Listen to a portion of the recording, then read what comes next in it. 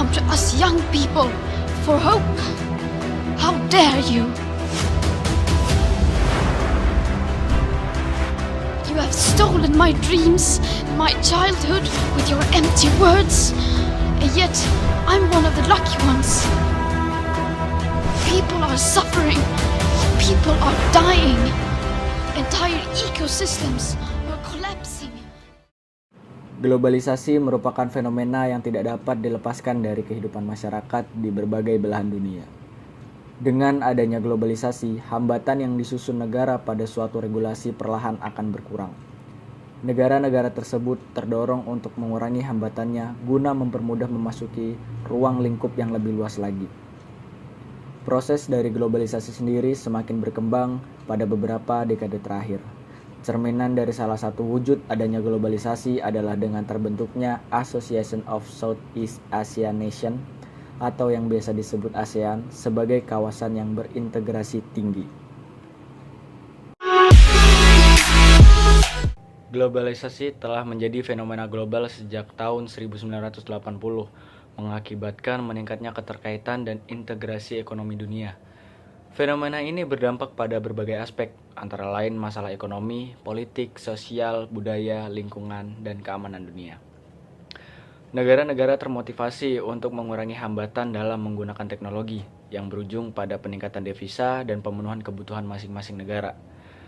Kerjasama ini mengarah pada peningkatan pertumbuhan ekonomi, biasanya lebih dekat dengan PDB yang dikaitkan dengan pembangunan ekonomi dan proses produksi. Pertumbuhan ini menyerap tenaga kerja dan kesempatan kerja menyerap tingkat respons. Globalisasi telah berkembang dalam beberapa dekade terakhir dengan terbentuknya himpunan bangsa-bangsa Asia Tenggara atau ASEAN sebagai kawasan yang sangat terintegrasi. Negara-negara ASEAN merupakan negara berpenghasilan menengah dengan tingkat inflasi tinggi, standar kerja dan hidup rendah. Serta tingkat inflasi tinggi, teknologi dapat mendorong kerjasama antara anggota ASEAN, mendorong integrasi baik di bidang ekonomi maupun sosial. Derajat globalisasi dapat dilihat melalui indeks KOF global. Selanjutnya ada analisis tindakan operasional oleh negara ASEAN dalam menghadapi dampak globalisasi terhadap pengangguran. Sejak Perang Dingin berakhir, ASEAN telah aktif dalam mendorong integrasi ekonomi di antara anggotanya, yaitu melalui pembentukan RTA. Upaya untuk mendorong integrasi ekonomi kawasan itu ditempuh dengan diperkenalkannya ASEAN Free Trade Area pada 1992. Proses integrasi ekonomi itu akan semakin diperdalam dengan pembentukan Masyarakat Ekonomi ASEAN yang dijalankan sejak 2016.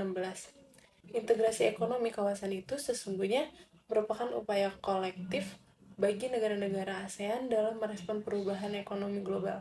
Proses integrasi ekonomi di kawasan itu tidak saja mendorong peningkatan arus barang, jasa, dan investasi di antaranya. Negara-negara yang terlibat dari dampak globalisasi terhadap pengangguran di ASEAN.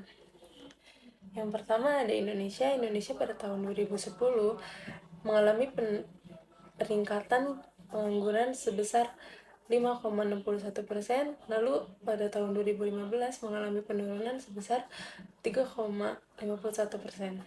Selanjutnya ada Filipina.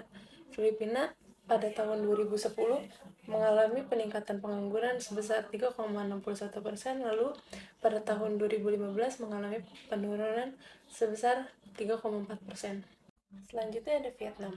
Vietnam pada tahun 2010 mengalami peningkatan pengangguran sebesar 2,64%, lalu pada tahun 2015 mengalami penurunan sebanyak 2,12%. Selanjutnya ada Malaysia. Malaysia pada tahun 2010 mengalami peningkatan sebesar 3,25%, lalu pada tahun 2015 mengalami penurunan sebanyak 3,10%.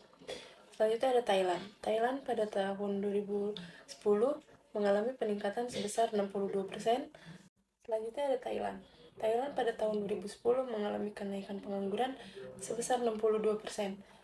Lalu pada tahun 2015 mengalami penurunan sebesar 60%. Selanjutnya ada Kamboja. Kamboja pada tahun 2010 mengalami kenaikan pengangguran sebesar 35%. Lalu pada tahun 2015 mengalami penurunan sebanyak 18%. Selanjutnya ada Laos. Laos pada tahun 2010 mengalami kenaikan pengangguran sebesar 71%, lalu pada tahun 2015 mengalami penurunan sebanyak 65%. Selanjutnya ada Myanmar. Myanmar pada tahun 2010 mengalami kenaikan sebesar 71%, lalu pada tahun 2015 mengalami penurunan sebesar 65%. Selanjutnya ada Singapura.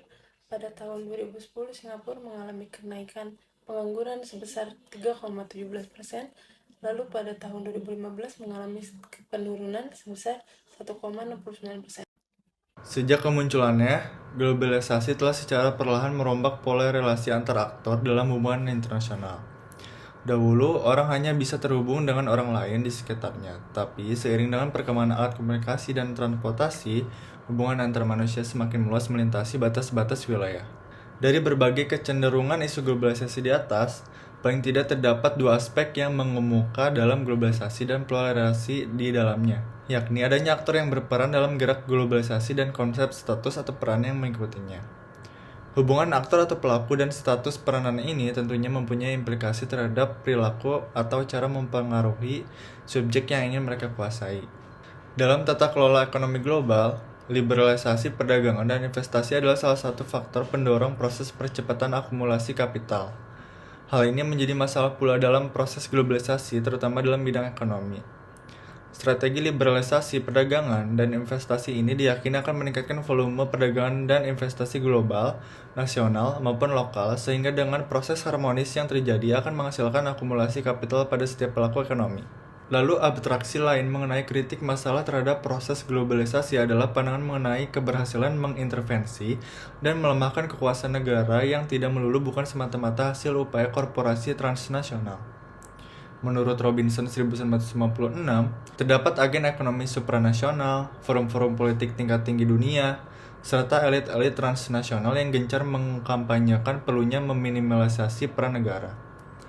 Mereka kemudian menciptakan ketergantungan negara-negara selatan yang tertinggal terhadap negara-negara utara yang maju melalui utang dalam rangka percepatan pembangunan ekonomi di negara selatan itu sendiri. Yang pertama yaitu peningkatan laju ekspor. Pemerintah perlu membuat kebijakan yang memberikan kesempatan seluas-luasnya kepada para pelaku industri, seperti pajak yang tidak memberatkan, serta proses pengurusan usaha yang tidak rumit, sehingga menimbulkan gairah kepada masyarakat Indonesia untuk turut andil dalam menciptakan ekonomi kreatif yang berdaya saing tinggi dan meningkatkan laju ekspor. Yang kedua yaitu pemberdayaan UMKM. Hal ini perlu dilakukan untuk menambah nilai jual UMKM itu sendiri, utamanya agar dapat bersaing dengan produk luar yang kian membanjiri sentra industri dan manufaktur di Indonesia, mengingat UMKM adalah sektor ekonomi yang mampu menyerap tenaga kerja terbesar di Indonesia. Yang ketiga yaitu perbaikan infrastruktur. Kemampuan daya saing produk Indonesia menuntut ketersediaannya infrastruktur yang memadai. Infrastruktur yang kurang maksimal akan memperlambat gerak laju ekspor berbagai produk. Akibatnya, kepercayaan permintaan luar negeri terhadap produk kita mengalami penurunan. Sama halnya dalam permintaan jasa, seperti tenaga kerja kita ke luar negeri juga membutuhkan sarana infrastruktur yang memadai, agar permintaan luar negeri terhadap tenaga kerja kita bisa sesuai jadwal. Yang keempat, ketahanan ekonomi.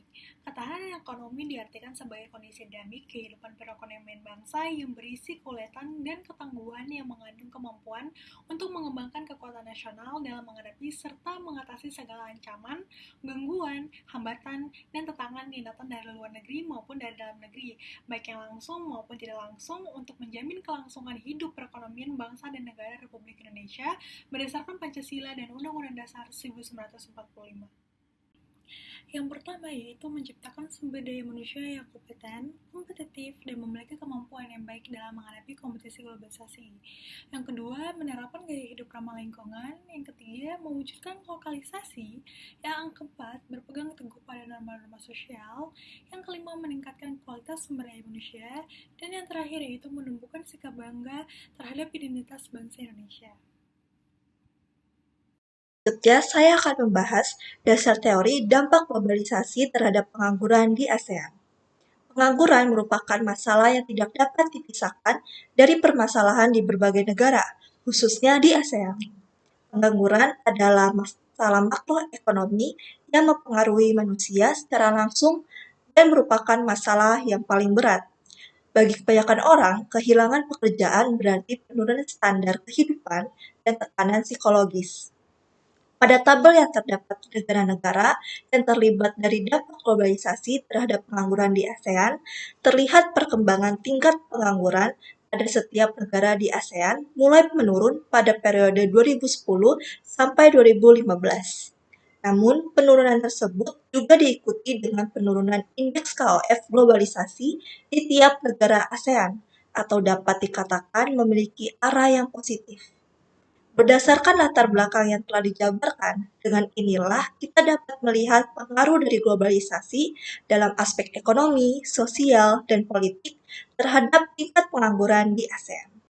Yang terakhir, cara menyikapi dampak globalisasi terhadap pengangguran di ASEAN.